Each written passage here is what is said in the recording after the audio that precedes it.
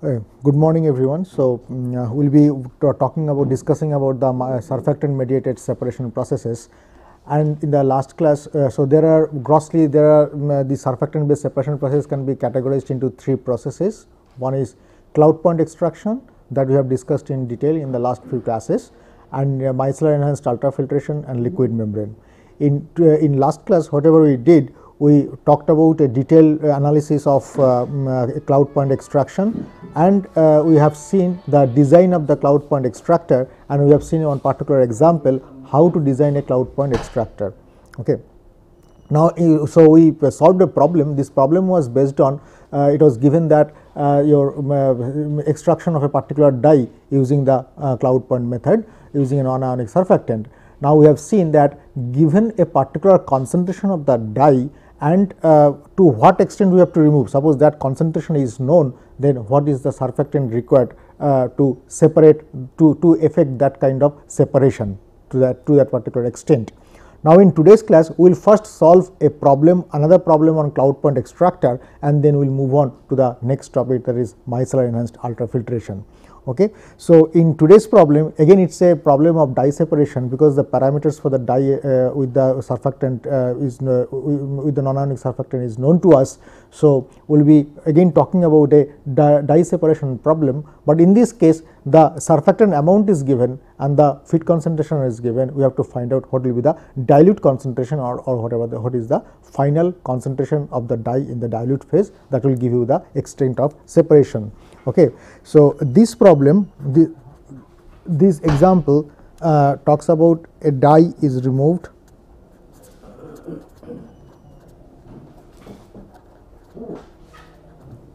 from 3 into 10 to the power minus 4 molar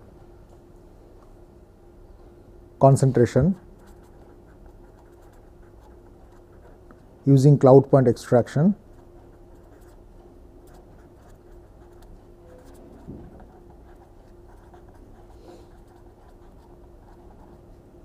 with 0.05 molar TX 114 surfactant at 40 degrees centigrade. Our operating temperature is 40 degrees centigrade, cloud point of TX 114 is around 37 degrees centigrade. So, we have to find out the dilute phase concentration or the dye concentration in the dilute phase. So, this is a reverse problem of whatever we have solved in the last class.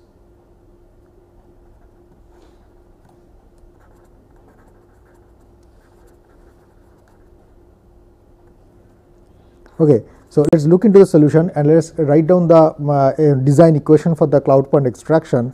The concentration of surfactant required is given as C0 minus 1 minus A Cs to the power B times Ce 1 plus n times Ce divided by MnCe.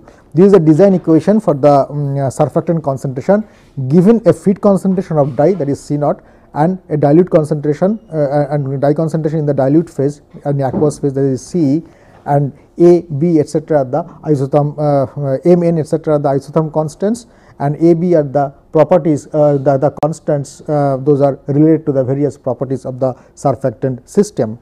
For dye and TX 114 system, the following parameters are known to us. The M value is given, which is a function of temperature. These are the adsorption isotherm parameter, minus 1.9 into 10 to the power minus 2 T plus 2.1 into 10 to the power minus 4 T square. N is equal to 1.6 into 10 to the power 5 plus 5.9 into 10 to the power 3 T minus 37.4 T square. The parameter A is given as P minus 0.11 T, B is given as R plus 0.09 T, and the value of parameters P and R are given as a concentration as a function of feed concentration of the dye. P is given as 9.4 minus 8 into 10 to the power 3 C naught plus 1.8 into 10 to the power minus 8 divided by C naught square, and the parameter R is given as 4.2 into 10 to the power minus 1 minus 2.4 into 10 to the power 3 C naught plus 2.2 into 10 to the power minus 9 C naught square.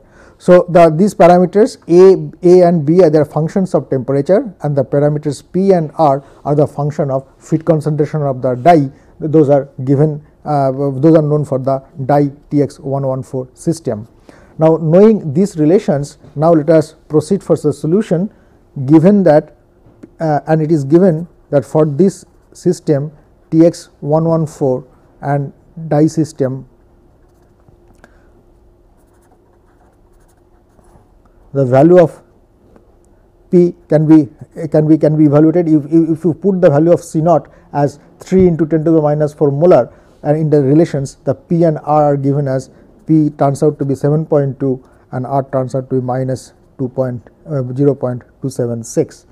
Then at temperature 40 degree centigrade, okay, the value of M and N are given, the expressions are given. So, you can evaluate that. M turns out to be 0.046 and N turns out to be 16160. Okay. So, once we know and also we know the value of C naught, that is 3 into 10 to the power minus 4 molar.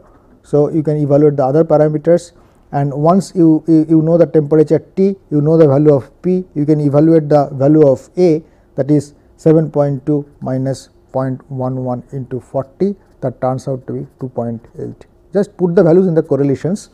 B turns out to be minus 0.276 plus 0.09 into 40, it is equal to 3.324.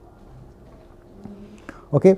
Now, it is given that the concentration of surfactant in this particular problem is presented as 0.05 molar. CS is concentration of TX114, it is 0.05 molar. So, 5 into 10 to the power minus 2 molar. So, put this value into the design equation, that the design equation means into this equation, and you can, what you will be getting is this 5 into 10 to the power minus 2 is equal to 3 into 10 to the power minus 4 minus 1 minus 2.8 into 5 into 10 to the power minus 2 raised to the power 3.324 bracket end multiplied by CE, okay, third bracket closes, 1 plus 16160 CE. Okay. So, this divided by 0.046 into 16160 into CE. So, just simplify this set of equation, it turns out to be 16160 CE square plus 33.32 CE minus 3 into 10 to the power minus 4 is equal to 0. Okay. So, that gives you a quadratic in terms of CE, and if you solve this expression, you will be by using the quadratic equation, roots of the quadratic equation, minus b plus minus under root b square minus 4ac divided by 2a. So, that will give you 8.96 into 10 to the power minus 6 molar. So, this is the concentration that you are going to get from a feed concentration of dye from 3 into 10 to the power minus 4 molar to 8.96 into 10 to the power minus 6 molar. So, you will be able to reduce the concentration of dye by using the cloud point extraction from an order of magnitude of 10 to the power minus 4 to 10 to the power minus 6. So, the extent of extraction or removal will be more than 99%. Okay. So, this example illustrates you how to design a cloud point extractor. So, there are two types of problem one can face. If you would like to bring down the concentration of a pollutant from a particular level down to a particular level, then what is the concentration of surfactant you would like to require, or if you have the, if you select the concentration of surfactant, that is the second, there is a reverse problem, there is a problem we have solved in today's class. If you have, if you know the surfactant of the concentration, then what will be the extent of separation that you can get, or what is the concentration of the pollutant in the dilute phase. Okay. So, we close down the topic of cloud point extraction, then we move on to the next topic of surfactant enhanced separation processes, that is micellar enhanced ultrafiltration.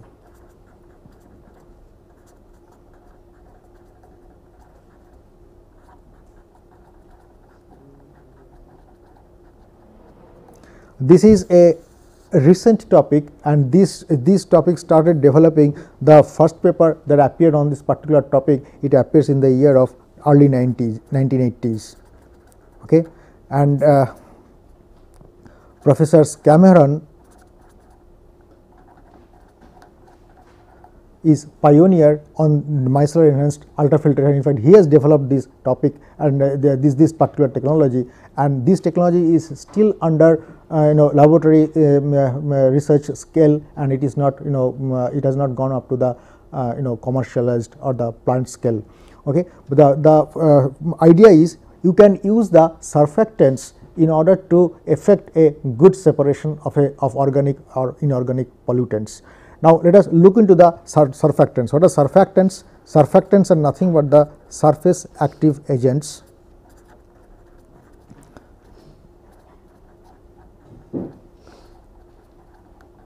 okay. These surfactants are there, they have the polar head groups and non-polar tail groups. That is the typical characteristics of these surfactants. Polar head group and non-polar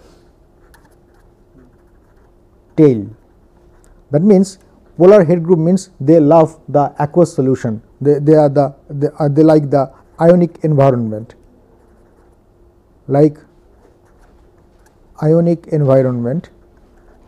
On the other hand, the non-polar tail, they do not like the ionic environment, they like non-ionic environment. On the other hand, you can say that these polar head groups are hydrophilic, water loving. Okay. They are hydrophilic,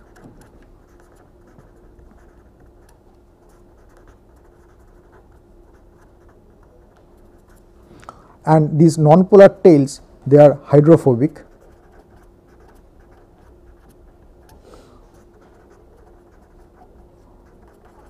Water repelling. Okay.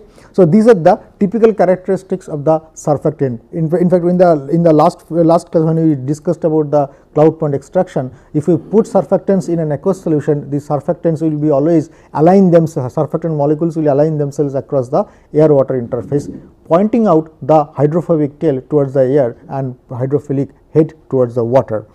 Now, there are three types of surfactants generally we can encounter.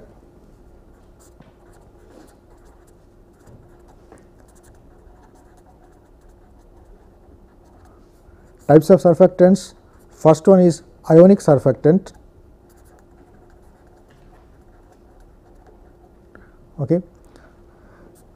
They have the distinct ionic head and non-ionic tail.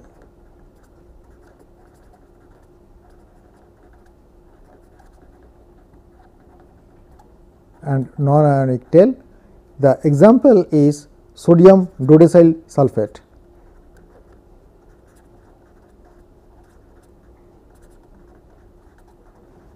Cetyl pyridinium chloride. Okay. The second one is non-ionic surfactants.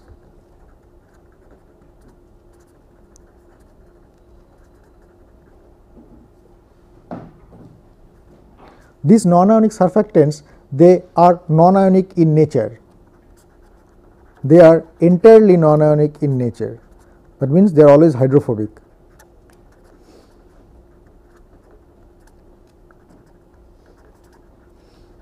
Nature, example polyethoxyxylates.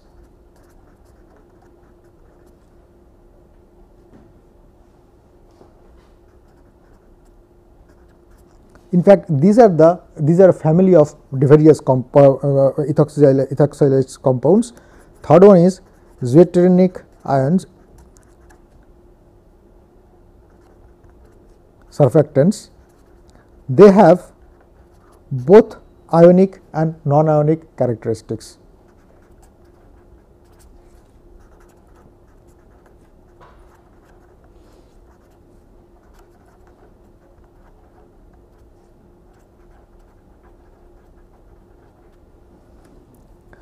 Okay.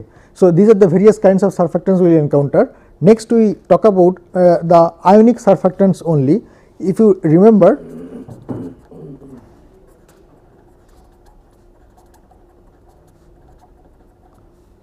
that when we talked about the cloud point extraction, we talked about the non-ionic surfactants only.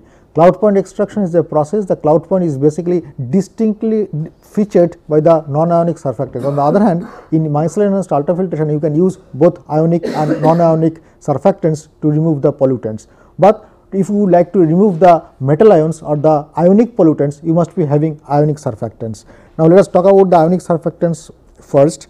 The first one is the cationic surfactants.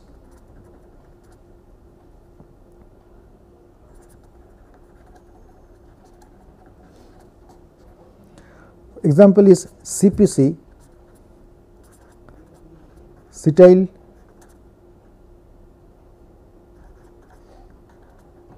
pyridinium chloride. Now, these surfactants basically it will be having cetyl pyridinium group with a chloride. Now, when you put into the aqueous solution, this chloride will come out in the solution. Okay, the head group of this surfactant will be positively charged, because chloride will go away. So, head group will be positively charged. So, CPC in water, it becomes basically Cp plus Cl minus. Cl will goes into the solution. The surfactant will be having a positively charged head group.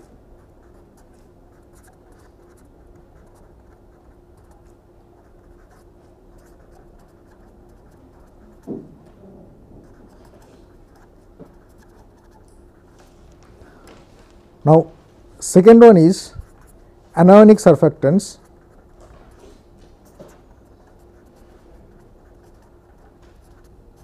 That is SDS. SDS is sodium dodecyl sulfate. In sodium dodecyl sulfate, you will be having SDS. When it goes into the aqueous solution, it breaks into two parts, Na plus DS minus. So, since Na plus goes into the solution, the surfactant will be having a negative head group into the aqueous solution. So, it has a negatively charged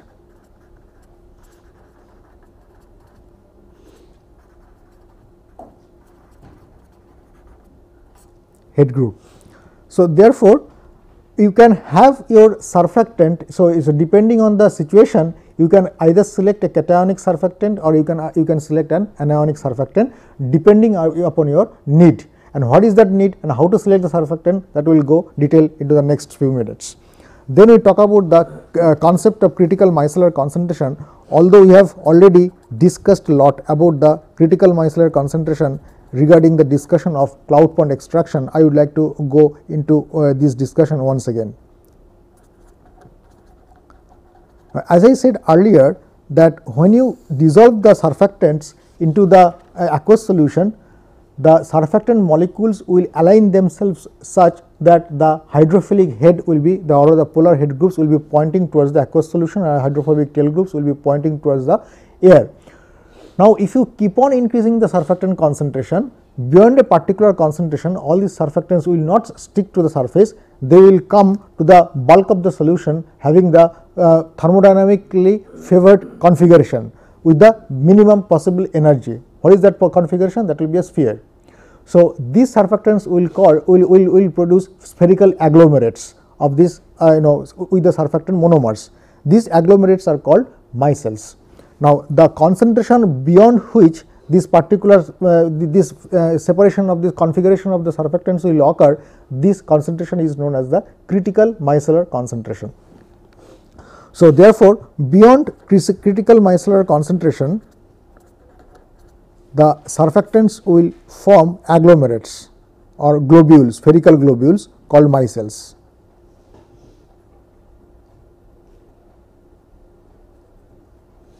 Okay. These for, let us say, SDS micelle, and this is a CPC micelle.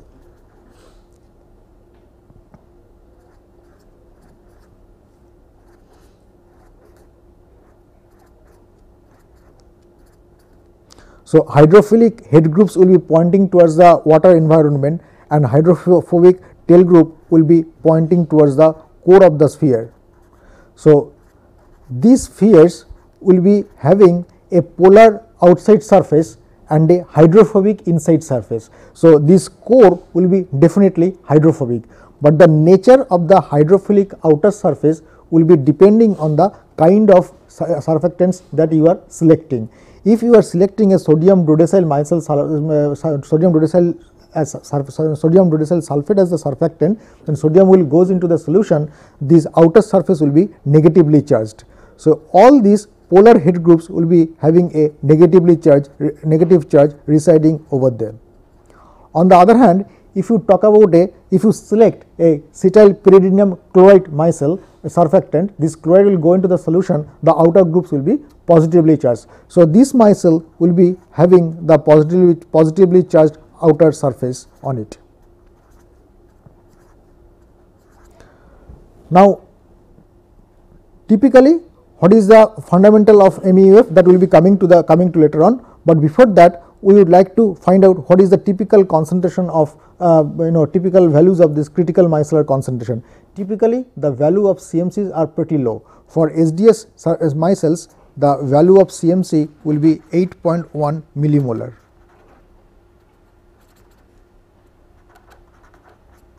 Okay. On the other hand, for CPC micelle, the critical micellar concentration will be 0.88 millimolar.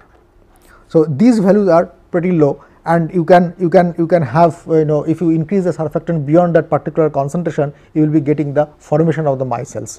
And what will be the typical molecular weight of the monomers? The SDS monomer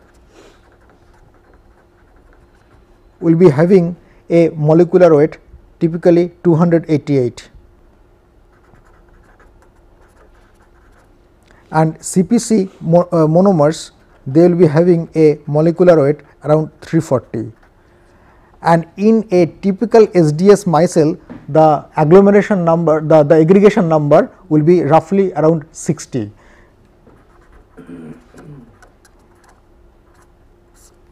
That means you will be having 60 numbers of these surfactant monomers in a typical SDS micelle. So, you can understand what is the molecular weight of this SDS micelle. The molecular weight of this SDS micelle will be 60 into 288, let us say around 300. So, it will be around 18,000.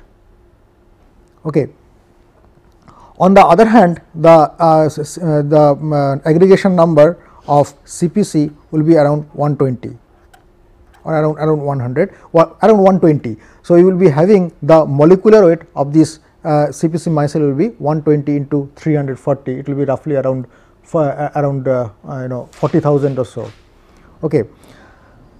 Next, let us we can note typically what is the typical molecular of these micelles. They will be ranging from around 18,000, 15,000 to around 50,000, depending on the kind of surfactant we are talking about and the micellar formations and the aggregation number.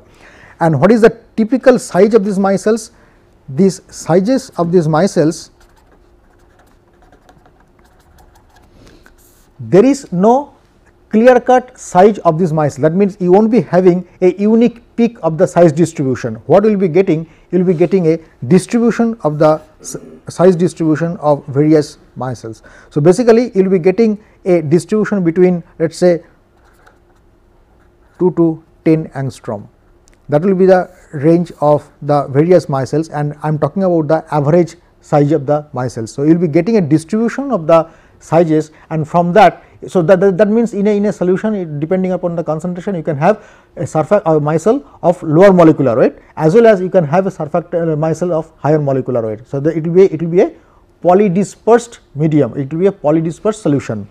The averaging, you can average out the size, and the average size will be varying from 2 to 10 angstrom, depending on the nature of the surfactant and the concentration of the surfactant we are talking about.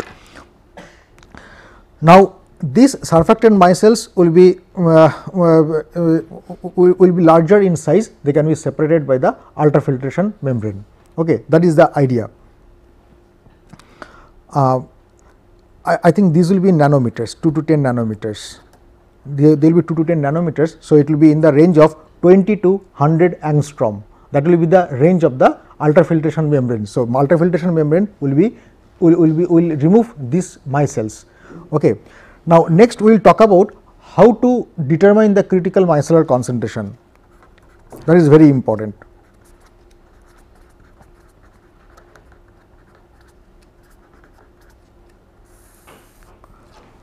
There are several properties, those will change across the critical micellar concentration. So, if we track a particular property and track it as a function of concentration, then you will see that around CMC the slope of the curve will change. Okay. For example, if you plot properties versus concentration of surfactant,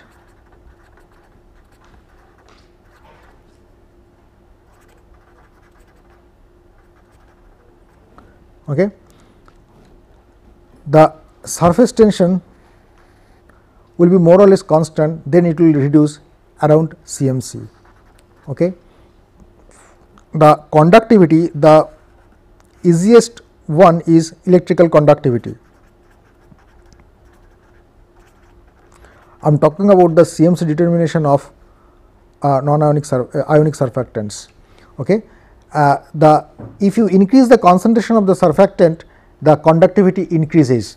Now, when it forms the micelle, the micelles will be larger in size, their transport velocity will be reduced. So, therefore, they will respond less conductivity, they will result in less conductivity. So, there is a change of slope of the conductive curve, conductivity versus concentration curve around CMC. That is the easiest way to determine the CMC, and I can tell you that this meter is very accurate with the conductivity meter that we use generally in our laboratory. Okay. Next, the osmotic pressure. The osmotic pressure increases sharply with concentration, but beyond CMC the increase will be marginal, because if you know the osmotic pressure will be pi is equal to RTC by m, it is inversely proportional to the molecular weight. So, when they are in monomer condition, so their concentration, their molecular will be less. So, it will be function of linear function of concentration. So, it will increase rapidly, almost linearly, but when it forms the micelles, its molecular weight becomes more, it becomes enormous. So, it will reduce. Okay. So, therefore, that will imply a change in slope of this curve. This is the osmotic pressure relationship. So, there are, and surface tension, if you track down the surface tension, the point around which the surface tension decreases for ionic or non-ionic surfactant does not matter, the that point onwards, CMC onwards, the surface tension decreases. So, if you track down some crucial properties of the solution, you can measure the value of critical micellar concentration. So, next we come to the principle of micellar enhanced ultrafiltration.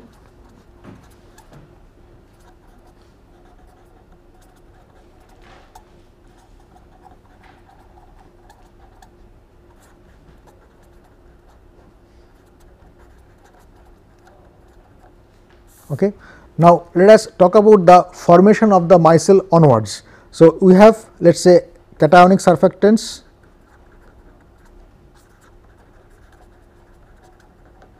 we have anionic surfactants. Cationic surfactants is cetyl pyridinium chloride CPC, and anionic surfactants. A typical one which is most widely studied and common is CPC and SDS, and SDS is sodium dodecyl sulfate. So, you will be having a micelle which will be positively charged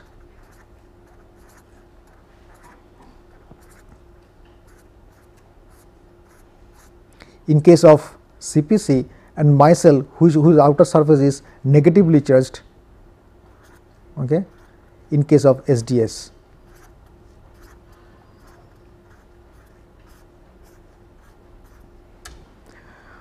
Now, the formation of the micelles are dynamic in nature. That means, monomers come and monomers go, they join the micelle and they immediately go away.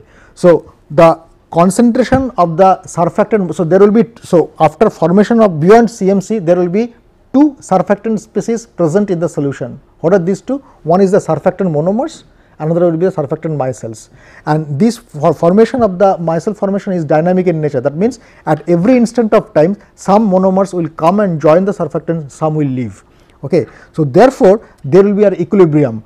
Therefore, the concentration of the surfactant monomers in the solution free surfactant will be at the level of critical micellar concentration. So, if you talk about the in a micellar solution, what is the concentration of the free surfactant? That will be critical micellar concentration always. Now, if you have an inorganic pollutants, for example, if you have the metal ion means cadmium, calcium plus plus, cadmium, zinc, copper, arsenic, and then there are various metal ions like nickel, cobalt plus 2. If you have pollutants like this, these metal ions, then they will be attached, electrostatically attached on the outer surface of these micelles by simply electrostatic attractive forces. If you have the anions negatively, if you have negatively charged pollutants, for example, cyanide, permanganate, dichromate, okay, negatively charged pollutants, for example, Cn minus, MnO4 minus, Cr2O7 minus 2 minus, they will be attracted, they will be attached on the outer surface of this, okay. Actually, the metal ions will be removed by the SDS micelles, anionic surfactants, because they will be negatively charged outer surface. So, if you have, if you would like to remove the metal ions like calcium, cadmium, zinc, copper, arsenic, nickel, cobalt, then you have to use the sodium dodecyl sulfate micelle surfactant, whose micelles will be having a negatively charged. So, these positively charged anions will be directly attached by electrostatic attractive forces on the outer surface of these micelles. If you have negatively charged pollutants, for example, cyanide, MnO4 minus, Cr2O7 minus, they will be attached on the outer surface of cationic surfactants like cetylpyridinium chloride micelles, because they will be positively charged outer surface. Now, so therefore, what you are doing? You are basically generating large number of micelles, because the if you increase the concentration, the number concentration of the micelles will increase, and therefore you will be having large number of surface area, because the size is small. They will be in the order of nanometer, right, 2 to 10 nanometer. So, you will be having a large surface area in a small volume. So, therefore, and those points will be basically the points of adsorption of the counter ions. Okay. Now, if you have organic solvent or organic pollutants, for example, phenolic compounds like metanitrophenol, paranitrophenol, phenol, catechol, okay, there are so many, aniline, benzene. Every refinery, you can go around any refinery, the water of the close to the refinery, location of the refinery, it will be basically polluted by the organic pollutants like phenolic pollutants, benzene, aniline, all these are cancerous, right, they are the carcinogenic compounds. Now, if you these pollutants are typically organic in nature, they are typically hydrophobic in nature, and when you put the surfactant micelles in the solution, these organic pollutants will be immediately solubilized within the hydrophobic core of these micelles. So, if you have ionic pollutants, by selection of a suitable surfactants, they will be attached on the outer surface of the surfactants. If you have organic pollutants, they will be immediately solubilized within the hydrophobic core of the micelle. Now, after the solubilization of the organics or the hydrostatically attachment of the inorganics, these micelles will be slightly increased in its size, and these micelles will be having larger in size. They can be removed by the ultrafiltration membrane or more open membrane. So, what is the advantage you are going to get here in micelle enhanced ultrafiltration? The first one is, if you would like to have a physical separation process, that means you are not going to use any chemical separation process. What is the difference between the two? In chemical separation process, you are going to use some additives, some chemicals. It may be a polyelectrolyte, it may be a your coagulant or a flocculant or some other chemicals which will be added to the system, and they will form agglomerate or they will form precipitate, and you just separate them out by phase separation. On the other hand, in physical separation process, you are not going to use any external agent. By using a physical barrier, you are going to separate the species. For example, membrane is nothing but a barrier, it is like a filtration unit, okay? It is a filter, common filter. But if you would like to separate out these ionic pollutants or let us say organic pollutants, for example, phenol, aniline, benzene, they are very small in size, okay? They are not polymers, they are not big size molecule, like they are not like pectins, they are not like polymers, they are not like the proteins, okay? For example, calcium ions, they are very small in size, okay? Now, if you would like to separate these ions, then you have to go for a reverse osmosis membrane, which will be having a pore size pretty small, in the order of 2 to 10 angstrom.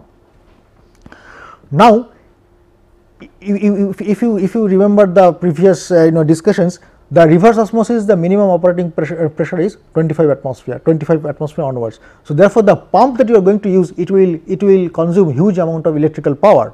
On the other hand, if you can remove, if you can bring down the operating pressure, the pumping cost or the energy that will be involved in the process will be drastically reduced. So, therefore, all this, if you use the micellar enhanced ultrafiltration, these micelles loaded with the pollutants, arresting the pollutants, they will be separated by the membrane. So, the micelles plus the pollutants will be separated by the membranes. So, therefore, you are going to get almost a pure solution devoid of the pollutants plus the surfactant monomers at the level of CMC.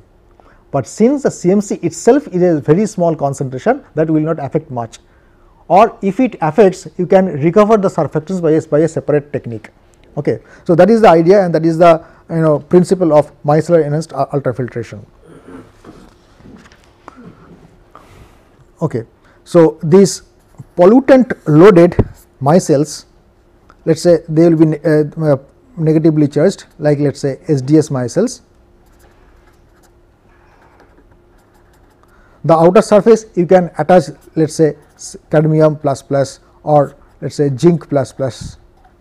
Okay. The inner core you can solubilize the phenolic compounds or organic pollutants. Now, these micelles are larger in size, they will be separated by a membrane, ultrafiltration membrane. And these ultrafiltration will be requiring an operating pressure in the order of let us say 4 to 6 atmosphere. So,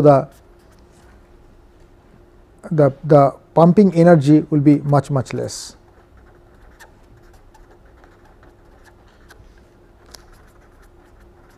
Reduces. Okay.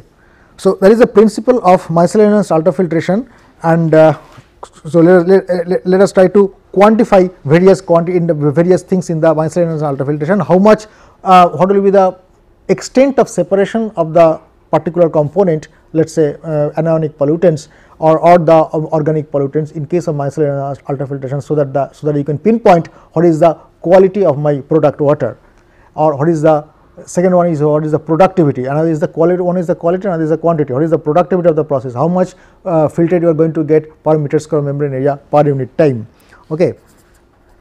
Let us look into the quantification.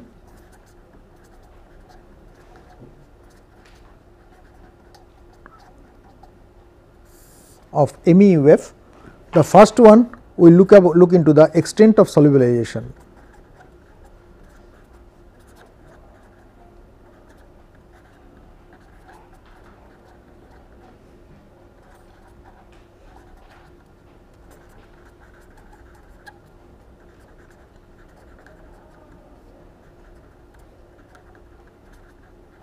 extent of solubilizations of the solutes within the micelle, and this solubilization coefficient S is defined as solubilization coefficient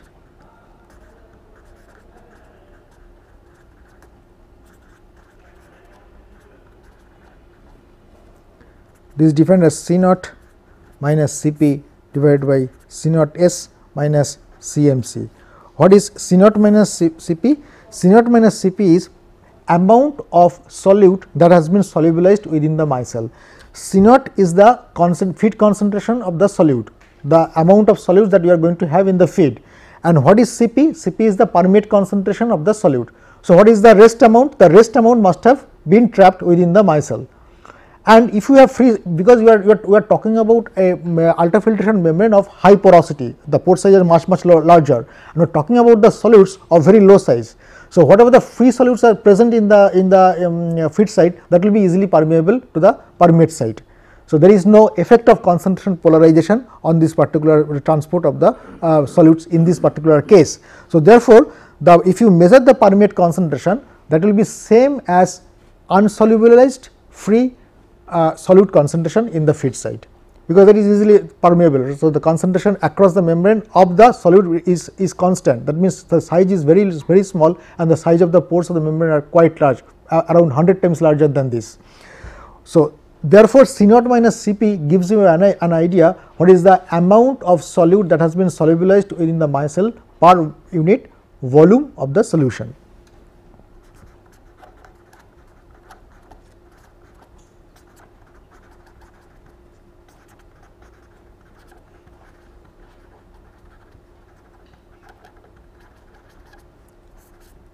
In micelle. And what is C naught S minus Cmc? C naught S minus Cmc gives you the concentration of the total surfactant in the micellar form. Okay. Concentration of micelles in terms of monomer. That means C naught is the total concentration of the surfactant that you have given in the feed, and Cmc you know. So, the rest amount C naught S minus Cmc, it will be also surfactant will be having lower molecular weight, it will be freely permeable in the feed side and in the permeate side. So, across it is freely permeable across the membrane. So, C naught S minus Cmc gives you an idea what is the concentration of the micelles, because the rest amount will be in the micellar form, rest surfactants will be in the micelle form, because if they are not in the micelle form, if they are in the free form, they will be freely coming to the permeate site. Okay, but that will be always at the Cmc level, because micelles and the free surfactants they are always at equilibrium. Okay, so C naught S minus Cmc will be the amount of surfactants that will participate in the formation of the micelles. Okay, so S is the solubilization coefficient, it gives an amount of ratio of amount of solute that is solubilized within the micelle per unit, the concentration of micelles in terms of monomer. Okay, it is not concentration. If you do it per unit meter cube, in both the cases it becomes to the amount. So, amount of solute solubilized per unit meter cube divided by amount of micelles in terms of monomer per unit meter cube. So, it becomes concentration effectively. Okay. So, let us write down the nomenclature for clarity. C naught is the feed concentration,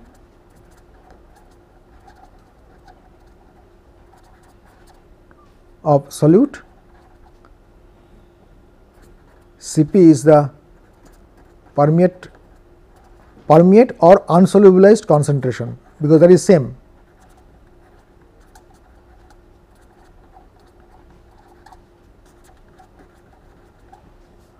Okay.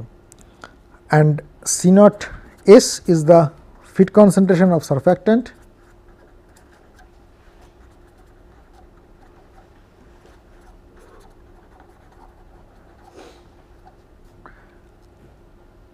and Cmc is the critical micellar concentration.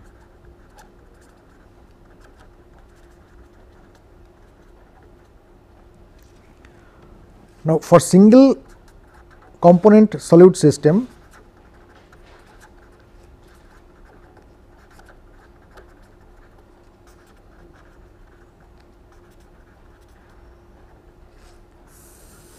that means if you use different concentration of the surfactant and the solute, and if you measure the permeate concentration, so that means you can evaluate the value of solubilization coefficient as a function of Cp this gives a Langmuir isotherm type of curve, and that will be independent of concentration, but it will be depending on the temperature. Okay. So, anyway, it will be type of Langmuir type of equation,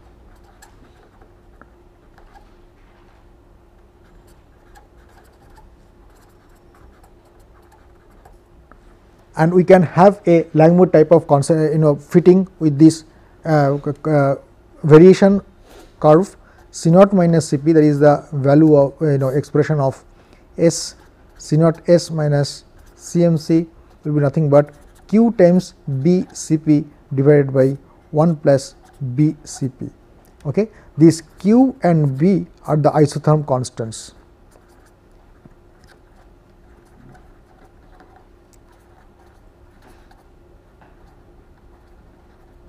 That means you conduct experiments with different values of concentration and measure the value of S, and then plot with the corresponding Cp values. You will be getting a curve, then you fit a curve, and you will be getting a Langmuir type of variation. For multi-component solute, suppose you have zinc as well as calcium, so there will be competitive adsorption. So you will be having an multi-component extended Langmuir type of isotherm.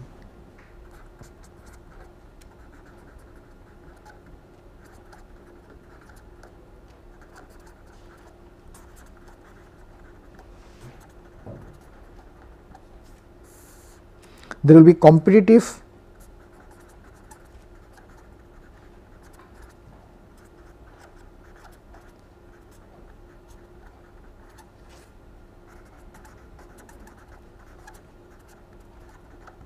absorption, and you can have extended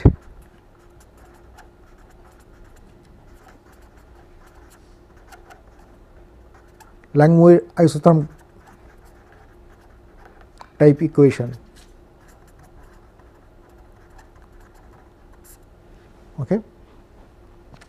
What are these type of extended Langmuir type of Langmuir isotherm type of equations? C01 minus Cp1 divided by C0s minus Cmc. That is what is this? This is the solubilization coefficient corresponding to component 1, will be nothing but Q1 B1 Cp1 divided by 1 plus B1 Cp1 plus B2 Cp2.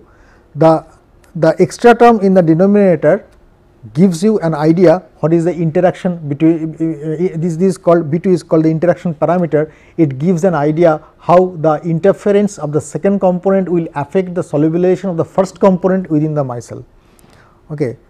So, S2 similarly S2 is plotted C02 minus Cp2 divided by C0s minus Cmc is equal to Q2 B2 Cp2 divided by 1 plus B1 Cp1 plus B2 Cp2. Okay. So, this will roughly give you the amount of solubilization that we are talking about in such systems.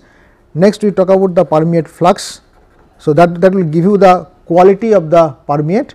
These isotherms will give you the quality of the permeate. What these isotherms will give? It's basically, it tells you if you know the value of C01 and C02, that means fit values of the solutes, and if you know the concentration of the surfactant, then by solving this equation you can predict, by simultaneously solving these two equations, you can predict what is the value of Cp1 and what is the value of Cp2, okay, if you know the isotherm. So, that means if you suppose you know the isotherm for a particular system and you know the concentration of the solutes, 2 solutes or 3 solutes whatever in the feed stream, and you know the concentration of the surfactant and you know the value of the CMC, that is the property of the surfactant. Okay.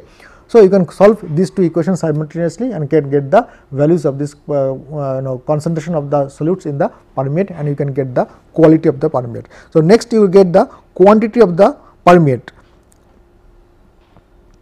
That is the permeate flux, that is the productivity of the throughput of the system. This is known as, this is quantified by J is equal to K ln Cg by C naught S. Now, it is assumed that the surfactant micelles will deposit over the membrane surface and form a gel type of layer over it, and the filtration is entirely controlled by the same as gel layer control ultrafiltration type of thing. So, at the steady state you can have the you can quantify the value of the permeate flux as J is equal to K ln Cg by C naught S as done previously, and you can find out the value of Cg. You can conduct experiment, the steady state experiment with different concentration of the feed surfactant and measure the permeate flux, the steady state permeate flux, and then plot steady state permeate flux as a function of feed concentration is a semi-log plot. Okay, then you get a you will be getting a straight line, and if you extend the if you extrapolate the straight line, the point where it cuts the x axis, that will give you the gel layer concentration. The same way we have measured the gel layer concentration earlier in case of the protein or the polymeric solutes. So, Cg is the gel layer concentration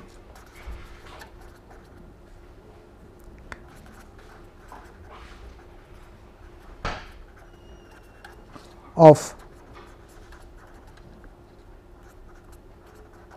surfactant micelles,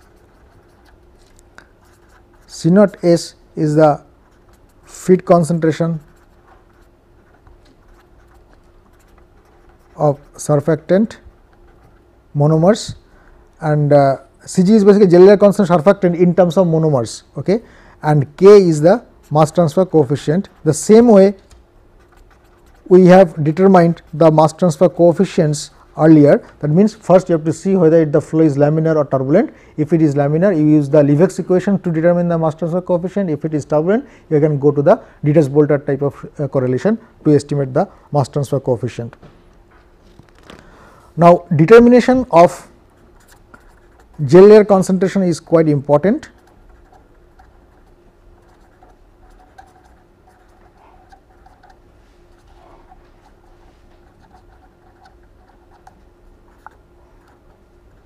Of micellar solution is very important. Okay. The typical value of gel layer concentration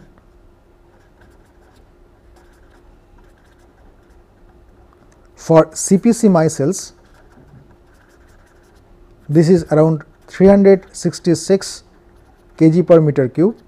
On the other hand, for SDS micelles, it is 210 kg per meter cube. Okay. And we conduct experiments with various concentration of these micelles and do a under same starting speed and the mass transfer coefficient, we conduct the steady, we measure the steady state permeate flux. From the plot we will be getting the, from the extrapolation of the data we can get the values of these concentrations. Now, once you have this concentration, then you will be able to predict the quantitatively what is the permeate flux or the filtration rate. Now, in presence of the counter ions, there are several complicated phenomena, those will occur during micellar enhanced ultrafiltrations. Those will affect the performance of the system. In fact, we will be discussing all these effects in detail in tomorrow's class, and we will be solving some of the problems to quantify how to quantify such systems in detail. Okay. So, we stop in today's class and we will move into the next class for further discussion on this particular topic. Thank you.